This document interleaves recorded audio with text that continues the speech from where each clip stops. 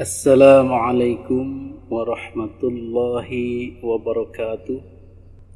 Alhamdulillahi rabbil alamin wa bihi nasta'in wa ala umuri dunya waddin. Wassalatu wassalamu ala asyrafil anbiya'i wal mursalin wa ala alihi wa sahbihi ajma'in, amma ba'd. Hadirin netizen yang dimuliakan Allah Subhanahu wa ta'ala. Pada kesempatan video kali ini kita akan rileks sejenak atau rehat sejedak. Kita akan melihat bagaimana lucunya Habib Rizik Syihab. Jadi beliau ini sebenarnya ada lucunya. Jadi ceramah-ceramahnya biasanya lucu juga. Jadi perpaduan antara budaya Betawi dengan stand up comedy. Nah, ini yang membuat jamaah atau hadirin tertawa, bahkan terbahak-bahak. All in all, Habib Rizik Syihab ini sebenarnya baik ya, personalitinya, kemudian dakwahnya. Cuman yang kurang memang dari segi bahasa, ketika sudah emosi meledak-ledak cenderung kotor, kasar. Dan cara pandangnya terhadap NKRI dan Islam yang cenderung islamis, yaitu menempatkan Islam di atas NKRI. Sehingga yang diperjuangkan sebenarnya Islam, bagaimana Islam menguasai Indonesia. Ini faham ini yang tidak sejalan dengan NKRI sebenarnya. Tetapi dalam dunia Islam, dalam dunia khilafah Islamiyah atau hukum Islam itu sebenarnya baik, tapi bertabrakan dengan konsepsi Pancasila. Nah, dua faktor inilah yang menjadikan HRS mental di kalangan Islam NKRI dan Islam santun, sehingga cenderung dihindari. Ditambah lagi sekarang masalah pernasaban zuriyah Rasul yang belum jelas.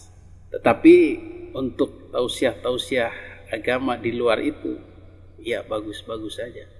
Bahkan pembawaan lucu ini ketika mengkanter masalah nasab juga menghibur.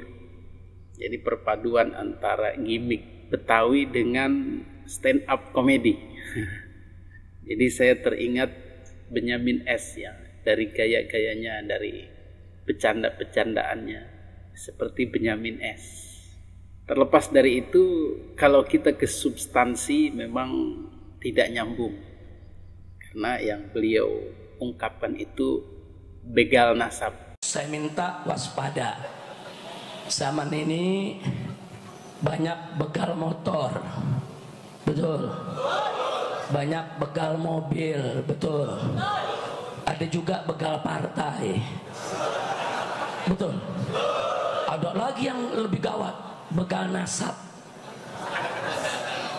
Begal nasab. Oh, bagaimana Habib begal nasab? Habaib yang asli dia bilang bohong. Dia yang bukan Habib ngaku Habib.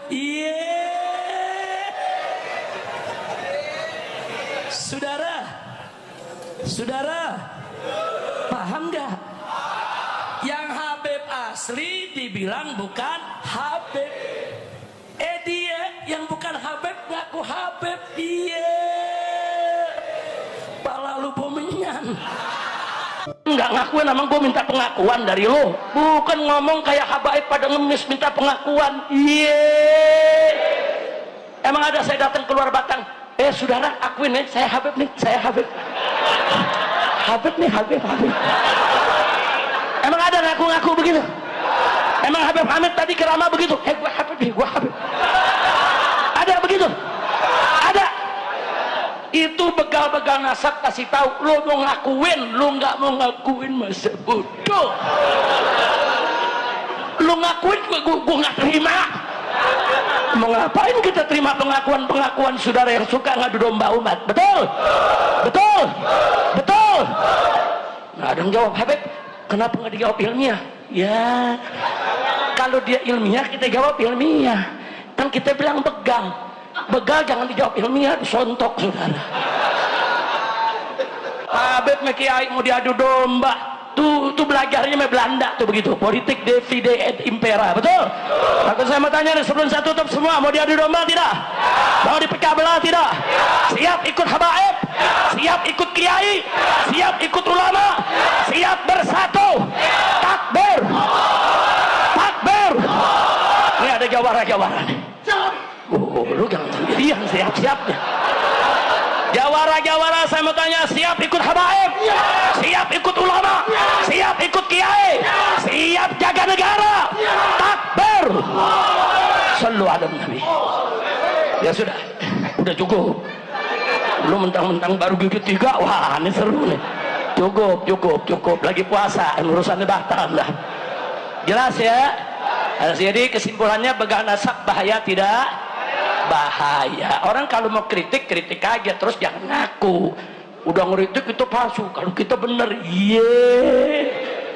nggak ada tuh di dunia yang begitu, nggak ada, cuman di Indonesia aja. Kata dokter Hasyim Al-Aidrus, nggak ada yang begitu. Jadi indak ini asyad, dia bilang. Di negeri ente ini lebih parah lagi. Udah nolak ngaku-ngaku. Kalau ada yang begitu jawab aja ayo rame-rame. Nah, dia lagi ceramah, ente rame-rame, bubar tuh pengajian. Berani gak? Begitu ada yang ceramah, saudara-saudara, Habib Ba'alwi itu diragukan. Rame-rame yang kompak, saudara-saudara, Habib Indonesia itu palsu. Mereka itu nggak asli. Bubar ngaji.